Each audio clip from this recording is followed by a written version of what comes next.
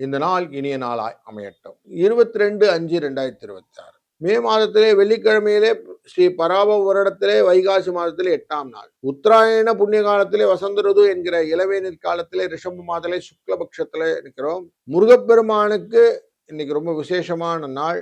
சஷ்டி விரதம். முருகனுக்கு விளக்கேற்றி அபிஷேகத்துக்கு தேனை கொடுத்து மலர்னால் அர்ச்சனை பண்ணும்போது உங்களுக்கு எல்லாவித நன்மைகளும் வந்து சேரும்னு சொல்றது. அதனால கந்தசஷ்டி கோஷம், கந்த புராணம், வேல்மாறல் எல்லாம் இன்னைக்கு பாடலாம். சஷ்டி மாலை 12:39 வரைக்கும் இருக்கும். பின்பு சப்தமி வந்துடும். பூச நட்சத்திரம் இன்னைக்கு சந்திர பகவான் கடகராசியில் இருப்பார் காலை 8:40 வரைக்கும்.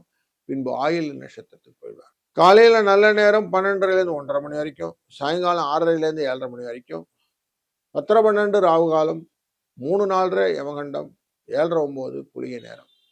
இன்றைக்கு மேற்கு பக்கம் செல்வர்கள் வெள்ளம் அறிந்து செல்வது நல்லது. ரிஷப லக்னத்திலே 3 நாழிகை 41 வினாழிகள் சூரியன் இருக்க போகிறார். 5:53க்கு சூரியன் உதயார். பூராண நட்சத்திரம் என்கிற தனுசு ராசியிலே சந்திராஷ்டமம் இருக்கும். சூரியன் புதன் சேர்ந்து ரிஷப ராசியிலும், குருவும் சுக்கிரனும் சேர்ந்து அமர்ந்த மிதுன ராசியிலும், கடகராசியிலே சந்திரனும், மேஷ ராசியிலே செவ்வாய் ஆட்சியிலும், சிம்ம ராசியிலே கேதுவும், கும்பராசியிலே ராகுவும், மீனராசியிலே சனியும் இருக்க இந்த நாள் கோச்சாரமாக அமைகிறது. ஒரு ராசிக்கு பலன் பார்ப்போம் வாருங்கள்.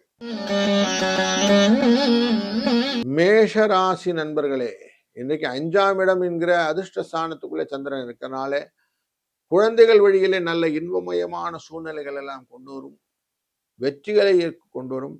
லாபங்கள் உண்டு. இந்த நாள் இனிமையான நாளை அமைவதற்கு 5-4 என்ற அதிர்ஷ்ட எண்ணும், முருகனின் சஷ்டி விரதமும் சிறந்தது. கடன் தீரும்.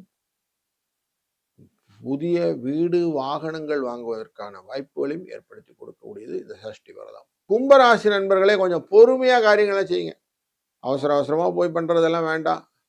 யோசிச்சு செய்யுங்க, நிதானமா செய்யுங்க. வெற்றிகளாக அமையக்கூடிய சூழ்நிலையெல்லாம் நீங்க இலக்காக மாற்றிக்கொள்ளக்கூடிய நல்ல நாள் இன்று.